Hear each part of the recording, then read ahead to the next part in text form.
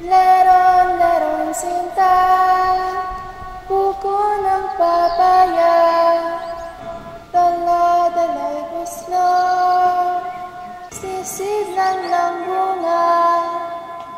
Pagdating sa dulo, nabali ang sanga. Oh, ano? Bakit ka nakatingin? Kukunin mo rin ba ang aking bunga? Tapos ano? Iiwan mo ako mag-isa?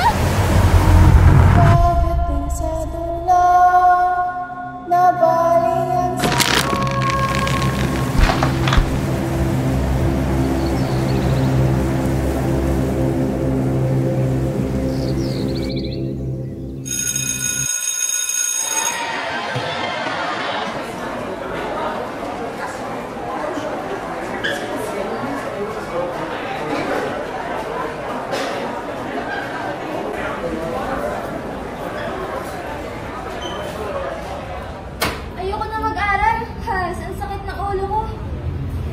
Kasi hindi kayo nag-review eh. Bagsak talaga kayo sa science. Kahit mag-review kami, bagsak pa rin naman. Ang hirap kaya, kung makapag-asar ka, kala mo hindi ka nakakuha ng 5/16 na lang. Tama na nga yan, para kayong mga bata. Bakit hindi na tayo nakala bukas? Total, wala namang kaso. Tamang-tama, birthday ng lolo ko sa Sabado. Niliwang ito sa probinsya namin. Tsaka sabi ng lolo ko, magsama kami mga friends kasi wala ko celebration. Napaalam mo na ako ng mama. Baka daw payagan. You know my parents, they're a very strict. Mutakpak niya to ah! Di ako! Ayan, pagdating talaga sa gala, dyan kayo magagaling. Panira ka talaga, no? Huwag na kayo mag-alala, ako na magpapaalam sa inyo. Alam niyo naman malakas yung sumamat pa ako.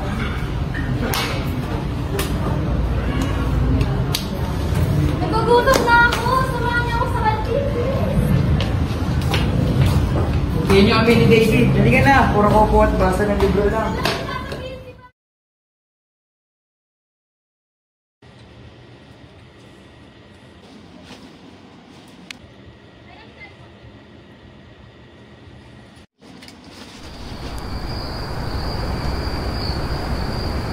Ayos ka lang ba, Rhea? Balisa ka. May nangyari ba?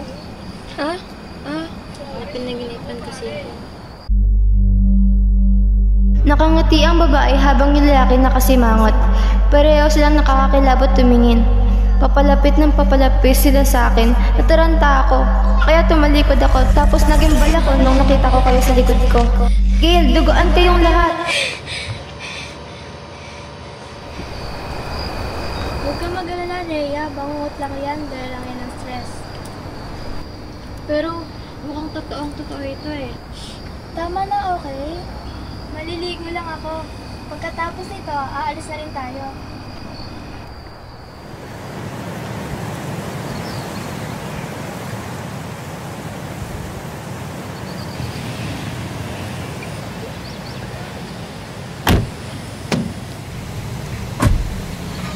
Labas na kayo, nandito na tayo.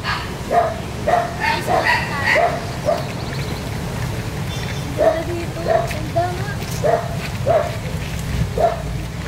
Magandang umaga mga po.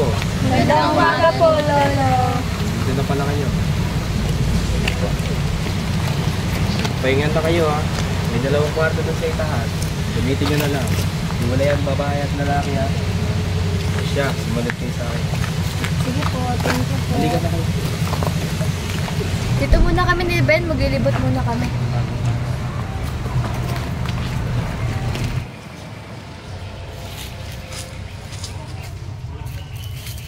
Uy, may malaking puno oh. May lubid. Angas. Nagpakamatay na siguro dyan. Abnormal ka talaga. Pag yan, nabang bala mo. Susundan ka yan, sige ka. Scary. Natakot mo ako.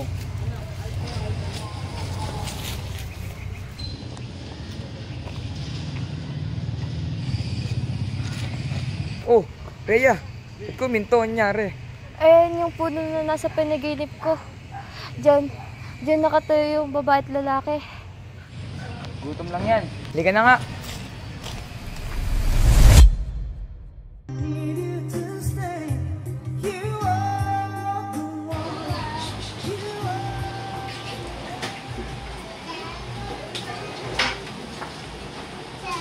Happy birthday, Lolo Ignacio! Salamat mga apo.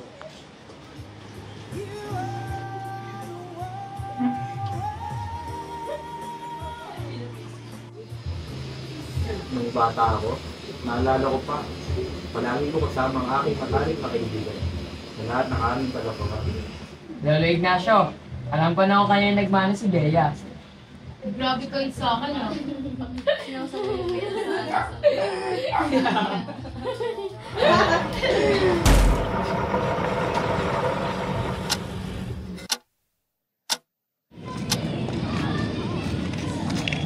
mo rin eh, ba't na ganyan nangyari yun? Bilisita tao yun eh. Hi! Batahan. Napapagod na ako. Ano ba yan? Unting lakad pa nga lang, napapagod ka na agad. Uy guys, sige nyo, ang laki-laki ng puno. Wow, ang ganda nga nito. Ito na ata ang pinakamalaking puno dito sa paligid. Masarap din dito magpahangin. True, napuntahan namin ito ni Ben kanina eh. Pinakasabit pang ang lobid sa sangan yan eh. Pauso ka, wala naman. Wala na. Kanina meron dyan ah. Uy, may kwintas oh. Lumang-luma. Lumang-luma na pero maayos pa rin. Sino kaya mga nasa larawan? Parang anting-anting ah.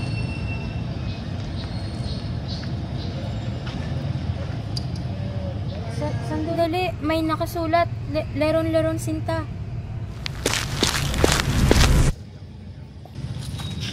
Ay, traditional na kantang leron-leron sinta. Parang kakaiba naman yan.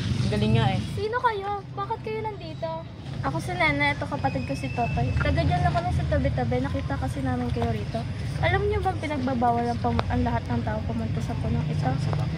Walang nakakalam kung bakit kaya na-intriga kami. Anong ibig sabihin yan? Naririnig ko yan sa mga sabi ng mga matatanda. Demonyo raw yung magkasintahan na yun eh. Ang pagkakalam ko, si Loron yung lalaking tahimik lang. Pero kung makatibig, parang lagi nananakaw. Tapos si Lorona daw, babaeng, mawiling babae. Tapos, pag ngumingiti daw siya, parang lagi nagkaroon masama. Oo, sabi pa nga nila lagi may dalang buslo si Lorena. Yung tinatawag nilang basket, hindi nawawala sa kanya yun. Ibig sabihin, nakuha niya yung kwintas na pagmamayari nila? Ibig sabihin, itong nasa larawan ay si Leron at Lerona. Ang lalaki ay si Leron at ang babae naman ay si Lerona.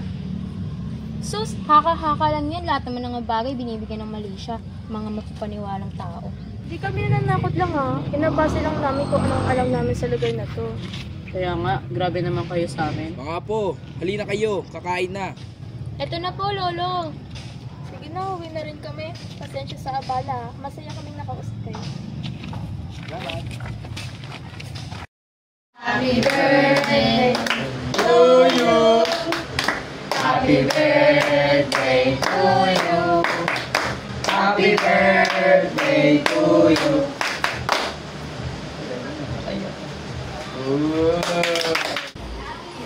Lolo Ignacio, ano pong meron kay Leron at Lerona? Sino po si Leron at Lerona? Saan yung narinig yan? Huwag nyo na ulit babanggitin yan.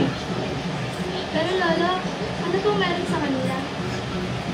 Lolo Ignacio, may alam po ba kayo sa Queen? Yung pansit! Anong meron sa pagkain? Diyos ko po! Yung pansit! May mata ng tao!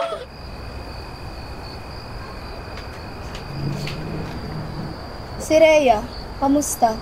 Nagpapahinga na sa itaas. Patingin ko mas mabuti pang umalis na tayo dito. Alam mo, sa totoo lang, kakaiba na talaga yung nararamdaman ko simula na pumunta tayo sa puno. Natakot na ako, Claire! Huwag na kayo mag-alala, magiging maayos din ang lahat. Tara na't magpahinga na tayo, tapos pabiyahe na tayo bukas.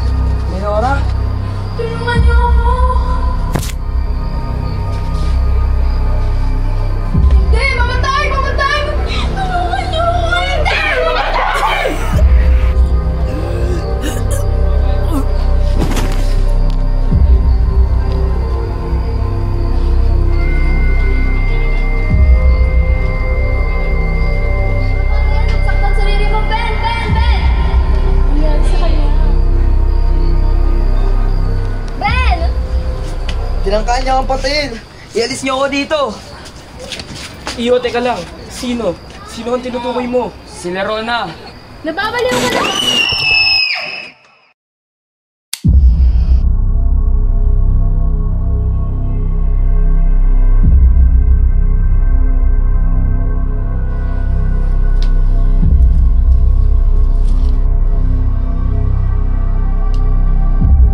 Isang bunga ng aking naani.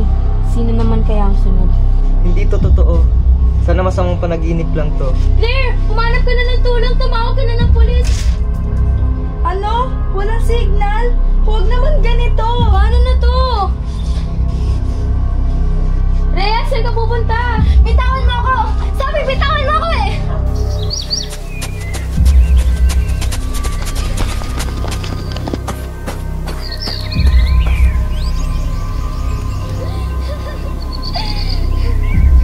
Rhea! Bumaba ka dyan! Hindi ako si Rhea! Ako si Lerona! Isa akong magtanong. Hinahangaan ako ng lahat. Magaling ako may talento. Ngunit dahil sa inggit, niloko ako ng mga magalang sa buhay. Pinagtak sila nito at pinaslan! Ayan, si Lerona. Mangkukulam yan. Kailangan niya mamatay. Isa siyang malas sa ating bayan. Tama!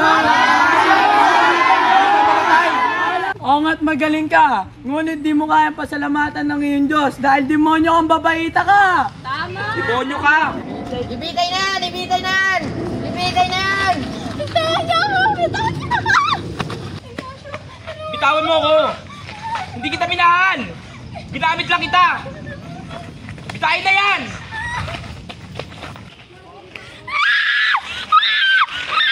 Pag-ibig ng sakit na silita. Sa nga ng puso ko'y nabali. Kanyang pinaghirapan kung bungay kinuha. Pero hindi ka nakamamahal kung do'y sinunod. Nasusuklaman ko kayo! Lahat kayo! Nasusunod man na buhay! Pinagpalagyan ako! Mag-iiganti ako!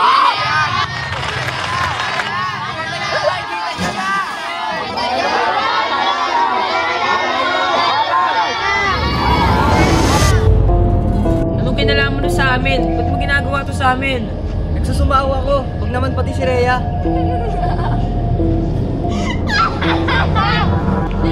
Bakit hindi niyo tanungin ng mga magulang niyo?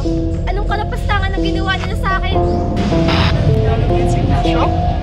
Sa mapanlinlang at panliloko.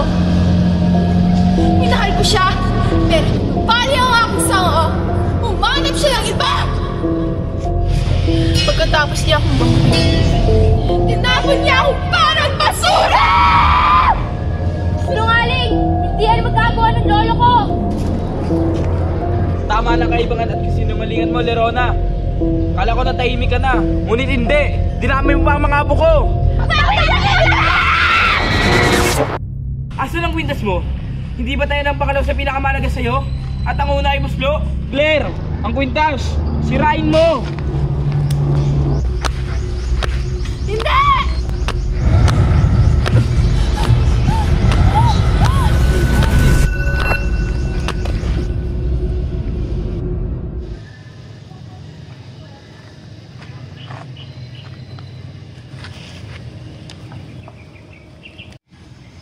Lolo, totoo po ba ang pinagsasabi ni Lerona kanina? Noon pa man, may sira na talaga sa utak yan si Lerona. Nabulag sa kanyang sariling kagalingan. Hindi totoo lahat ng iyon. Lahat ay gawa-gawa niya lamang sa sarili niyang isip. Ang totoo niya.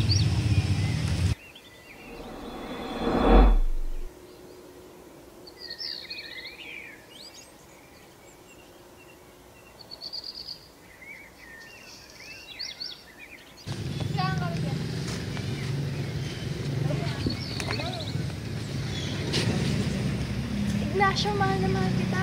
Tumigil ka nga, Lerona. Alam mo may mala akong iba. Ako na lang piliin mo, pakiusap!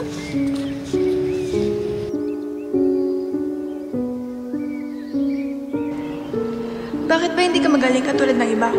Sila may talento tapos ikaw, wala. Wala kang kwenta. Mamatay ka na. Mamatay ka na. Tama Ano ba? Tumigil ka na. Lerona, magaling ka. Oo, magaling ka. Kinahumalingan ka ng iba. Pinagtaksilan ka nila. Niloko ka ng lahat. Maging si Ignacio. Oo, niloko ka. Patayin mo sila. Haha. Oo, demonyo. Kuhain mo ang kaluluwa ko. Inaalay ko ang buhay ko sa iyo. Maghihiganti ako. Maghihiganti ako sa kanilang lahat. Sabi ko may sira talaga sa utak yung babae na yan. Sinabi mo lang ang buhay niya sa walang kabuluhan. At kailanman, hindi niya nakita ang sarili ng kahalagahan. Pero siya nakatoon sa buhay na iba. Kaya tuloy, naging ganyan ang direksyon ng buhay niya. Kailangan po. Grabe nagagawa ng insecurities, Lolo. Wala po bang pamilya si Leonora? Katunayan, mayroong kapatid at tatay si Lerona. Ngunit na magpakamatay ito, naglaho na rin sila. Oo nga po, Lolo. Eh kung kayo ang naging kasintahan ni Leonora noon, sino ang nasa litratong kasama niya sa kwintas? Ignacio, sumama ka sa amin sa presinto at magbigay ng testigo para sa investigasyon. Sige po, Lolo. Mauna na po kayo. Sige na po.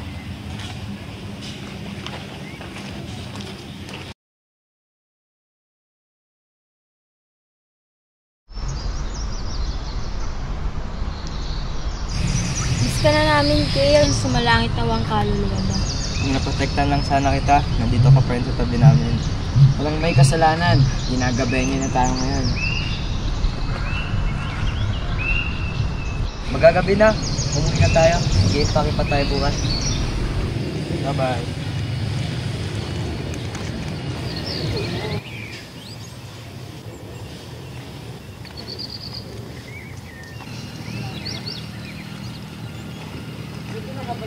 Buti nakauwi na kayo. Kanina pa may naghanap sa inyong pulisya. Totoo. Pumunta nga kami rito para makikismis eh. Ano ba pinagsasabi mo, te? Nahanap natin si inay. Nakalimutan mo na ba?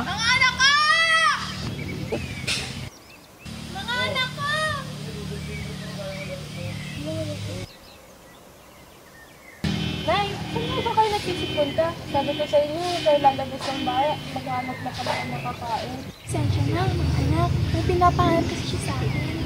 Magagalit yun. Kailangan kong susundin yung pulis niya. Hindi, magagalit talaga yun sa akin.